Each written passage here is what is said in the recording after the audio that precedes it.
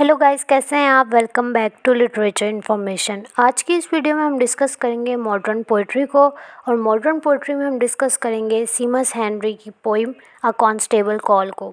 सीमस Henry की biography के ऊपर मैंने ऑलरेडी लेक्चर अपलोड कर दिया है, मैं उसका लिंक डिस्क्रिप्शन में ऐड कर दूँगी, आप वहाँ से देख सकते हैं। उसके अलावा इस पोइम का थोड़ा सा ओवरव्यू ले लें पहले, फिर हम लोग इसको स्टेंजा वाइज डिस्कस करते हैं। कॉन्स्टेबल कॉल, इसका टाइटल सबसे पहले देखें। कॉन्स्टेबल का मतलब होता है अथॉरिटी, यानी कोई भी शख्स जिसके पास पावर हो या वो पावर रखता हो, ठीक है, उसको शो करवा रहा है। हमें सीमस हेनरी की पोइम के अंदर मोस्टली आयरलैंड की हिस्ट्री पता चलेगी। वो ज़्यादातर आयरिश मैन को डिस्कस करते हैं। इस पोइम में उसने एक आयरिश मैन की स्टोरी बताई है, जो कि एक बच्चे के पर्सपेक्टिव से बताई है उसने। जैसे पोइट बच्चा ही है, उसके माइंड में क्वेश्चंस हैं ढेर सारे, और वो डरा हुआ है। बेसिकली उस वक्त आयरलैंड का क्या हाल था, उसके हालात बताए गए हैं कि किस तरह अथॉरिटी किसानों को ट्रीट कर रही थी। इस सब के पीछे क्या रीज़न थी, कैथोलिक और प्रोटेस्टेंट के बीच में जो कॉन्फ्लिक्ट था वो। अब कैथोलिक और प्रोटेस्टेंट का मैं छोटा सा डिफरेंस बता देती हूँ।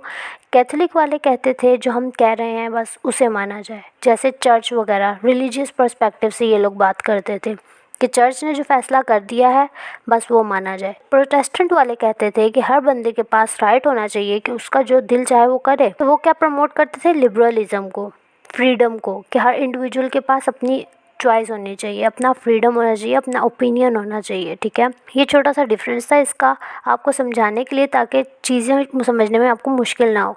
पोइम के बारे में देखा जाए तो सीमस हेनरी क्योंकि सेंसिटिव थे अपने चाइल्डहुड में, तो इसमें कोई शक नहीं कि उन्होंने इमेजिनेटिव पोइम लिखी है, उनकी चाइल्डहुड की कोई मेमोरी है ये। हमें दिखेगा इस पोइम में कि जब उसके फादर से पुलिसमैन इन्वेस्टिगेशन कर रहा होता है तो वो कितना डरे हुए होते हैं।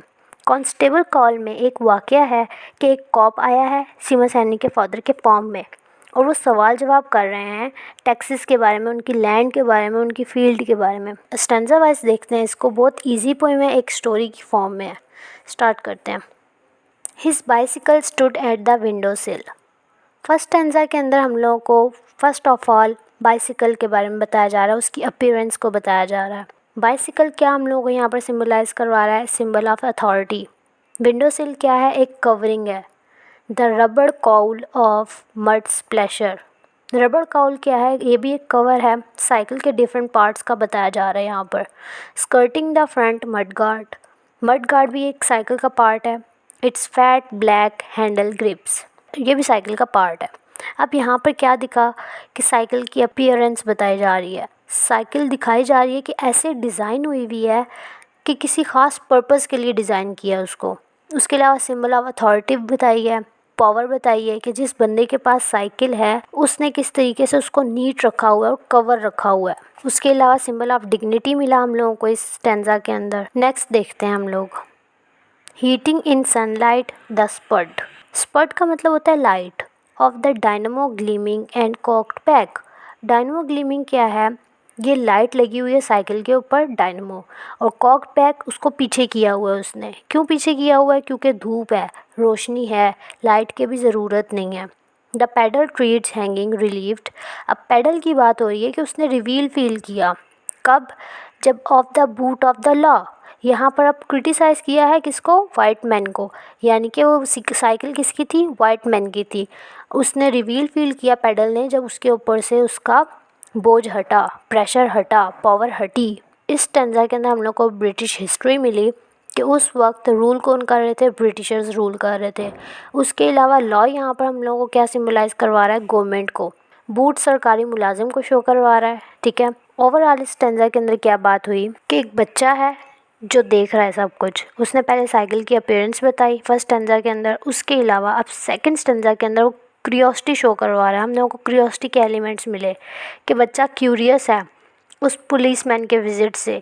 पुलिसमैन आया है विज़िट के लिए, अब उसको डेंजर दिख रहा है, ठीक है। वो कहता है पुलिसमैन जो है वो कोई गुड न्यूज़ तो लेकर आया नहीं होगा। उसके अलावा जब उसने वाइट मैन के बूट से रिवील किया साइकिल को, तो यहाँ पर हम लोगों को पावर के एलिमेंट्स मिले, अथॉरिटी के एलिमेंट्स मिले, यानी कि जो बंदा था वो सरकारी मुलाजिम था, ये पता चला। नेक्स्ट देखते हैं, his cap was upside down. उसके सर पर कैप थी, अपसाइड डाउन यानी कि तिरछे एंगल से पड़ी हुई थी। On the floor next his chair, यानी कि ज़मीन पर पड़ी हुई थी। नेक्स्ट हिज चेयर, उसकी चेयर के पास। अब चेयर यहाँ पर क्या सिंबलाइज़ कर रही है कि जब वो आया तो उसके घर वालों ने उसको चेयर ऑफ़र की। घर वाले भी डरे हुए थे, उसको प्रोटोकॉल दे रहे थे। The line of its pressure rain like a bevel. Bevel क्या है? Slope horizontal.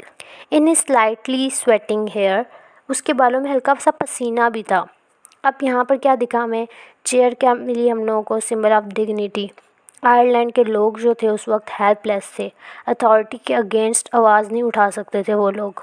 ओवरऑल क्या बात हुई कि वो कॉप चेयर पर बैठा हुआ था, तमाम घर वाले डरे हुए थे, उसकी कैप ज़मीन पर इसके पास पड़ी हुई थी, और उस बच्चे की क्यूरियोसिटी अब जो थी हम लोगों को सेकंड स्टेंजा में दिखी, वो ख़त्म हो गई थी। उसको पता चल रहा था कि अब स्टेप बाय स्टेप क्या हो रहा है, पुलिसमैन किस लिए आया। अब हम लोगों को भी पता चलेगा कि वो किस लिए आया। नेक्स्ट स्टेंजा में देखते हैं। He had unstrapped the heavy ledger. Ledger क्या है? रजिस्टर उसका। ये अब लेजर भी सिंबलाइज करवा रहा है अथॉरिटी को। And my father was making tillage returns, यानी कि खेती बाड़ी के बारे में इन्वेस्टिगेशन हो रही है, सवालात के जवाबात दे रहे हैं, वो कुछ इन्फो दे रहे हैं। वो बच्चे को ये महसूस हो रहा था कि कुछ हो रही है मेरे फादर से। अब आगे क्या होती है? इन एकर्स रोड्स एंड परचेज, यानी कि एकर्स, कुछ ऐसी टर्म्स इस्तेमाल हो रही थी जो बच्चे को समझ नहीं आ रही थी। रूट्स यानी कि छड़ी, सिंबल ऑफ अथॉरिटी है ये भी। पर्स्ट, पर्चे, पेपर्स वगैरह, ठीक है। अब इस स्टैंजा में क्या बताया कि हैनी का बाप अंडर प्रेशर था, क्योंकि पुलिसमैन वहाँ पर आया था इन्वेस्टिगेशन करने के लिए। क्या इन्वेस्टिगेशन करने के लिए? कि हैनी के फादर ने तमाम टैक्सेस को पे किया है या नहीं किया। लैंड के बारे में पूछ रहे थे, फील्ड्स के बारे में पूछ रहे थे, और कुछ ऐसी चीज़ों के बारे में पूछ रहे थे जो बच्चे को समझ नहीं आ रही थी कि कौन सी टर्म्स यूज़ हो रही हैं। नेक्स्ट स्टैंजा देखते हैं। Arithmetic and fear. अरिथमेटिक होता है मैथमेटिक्स, मैथमेटिक्स की एक टर्म है, यानी कि हिसाब किताब।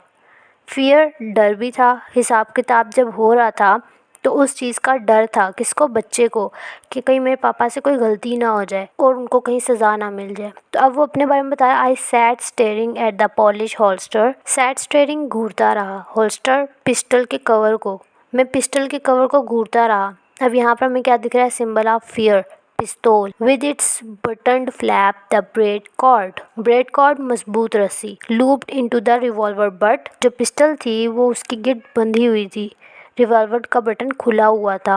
वो ये सब कुछ देखकर डरा हुआ था। अथॉरिटी की वजह से लोग बहुत ज़्यादा हेल्पलेस थे, और इस स्टेंजा के अंदर हम लोगों को उस बच्चे की टेंशन दिख रही है कि वो कितना परेशान था जब हिसाब किताब हो रहा था, और वो सोच रहा था कि कोई चीज़ मिस ना हो जाए या मेरे फादर को किसी बात की सज़ा ना मिल जाए, और अगर ऐसा कुछ हो गया तो उसकी फैमिली कितनी बड़ी मुसीबत में पड़ जाएगी। नेक्स्ट स्टेंजा देखते हैं। Any other root crops. अब इसके अंदर हम लोगों को दिख रहा है कि कन्वर्सेशन हो रही है पुलिसमैन और फादर के दरमियान में। क्या पूछ रहा है कि और कोई जड़ी बूटियाँ हैं? मैंगोल्ड्स, मैरोस्टेम्स, ये सारी जड़ी बूटियों के नाम हैं। एनीथिंग लाइक दैट, इस तरह की कोई चीज़ है? आगे से फादर क्या कहते हैं? नो, बस नो। आगे से फिर बच्चा कह रहा है but was there not a line of turnips where the seed ran out. ये अपने माइंड में वो सोच रहा है। अब यहाँ पर हम लोगों को इस स्टेंजा में क्या दिखा? मैंगोल्ड्स और मैरोस्टेम्स। यहाँ पर ये जो लैंग्वेज का यूज़ हुआ है ये भी अथॉरिटेटिव है। अब मैं आपको बताती हूँ, यहाँ पर जो ये मैंगोल्ड्स और मैरोस्टेम्स जिस तरीके से उसने यूज़ किया है ना, उसने क्या शो करवाई है? अथॉरिटी शो करवाई है। जैसे अगर मैं आपको एग्जांपल दूँ कि दो लफ्ज़ अगर हम लोगों को इंग्लिश के बोलने आ जाएं, तो जिसको नहीं आते हम उसके सामने जाकर शो ऑफ़ करवाते हैं।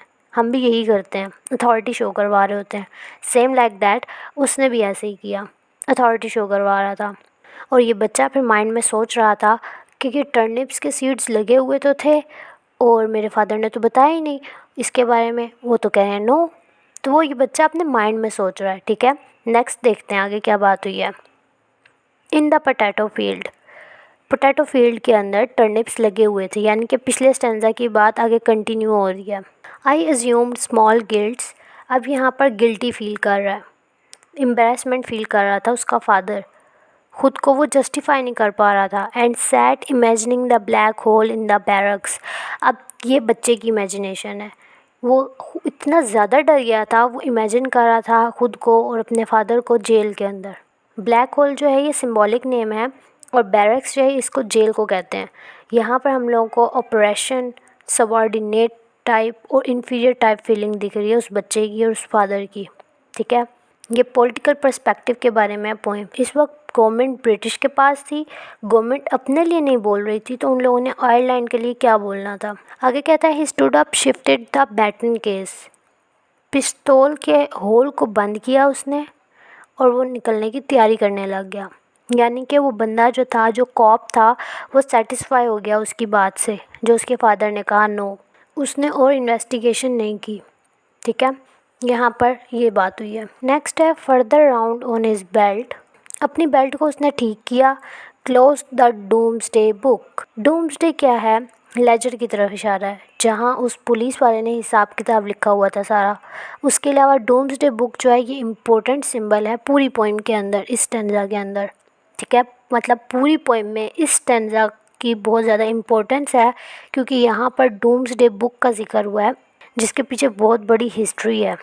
डूम्सडे यहाँ पर ऐसे ही है कि इमालनामा टाइप, जिस तरह क़यामत के दिन आपसे हिसाब किताब होगा ना, और फिर आपके बुरे कामों के ऊपर सज़ा मिलेगी और अच्छे कामों पर आपको इनाम दिया जाएगा, इस तरह की चीज़, इमालनामा टाइप ये चीज़ थी। और इसको कंपेयर किया जा रहा है लेजर से, यानी कि लेजर को कंपेयर किया जा रहा है डूम्सडे बुक से। इन दोनों को आपस में कंपेयर किया जा रहा है। डूम्सडे बुक जो थी, इसकी वजह से उन लोगों को पता चलना था कि उन्होंने जेल में जाना है या नहीं जाना। उसके बाद आगे, fitted his cap back with 2 hands. उसने अपनी कैप ठीक की and looked at me as he said goodbye. उसने फिर उसकी तरफ देखा, गुड बाय किया पोइट को, पुलिस वाले ने, और फिर वो चलता बना। अब इस स्टैंजा में हम लोगों को क्या दिखा कि कॉप जो है वो सेटिस्फाई हो गया फादर के आंसर से, और वो खड़ा हो गया है, वो रीअरेंज कर रहा है सब कुछ और जाने की तैयारियों में है। उसके अलावा डूम्सडे का जिक्र है, यहाँ इसकी हिस्ट्री है। हिस्ट्री में क्या था कि 1086 में एक सर्वे जारी किया गया था कि लैंड्स और फील्ड्स और जानवर, इस तरह की चीज़ें जितनी भी थी ना, उन सब का रिकॉर्ड करना था। यानी कि आप लगा लें कि ये ब्रिटेन की, अर्ली ब्रिटेन की हिस्ट्री थी, उसका रिकॉर्ड था, एक मैन्युस्क्रिप्ट टाइप थी उसके अंदर। इस बुक में सब कुछ था। और ये किसके हुक्म से हुआ था?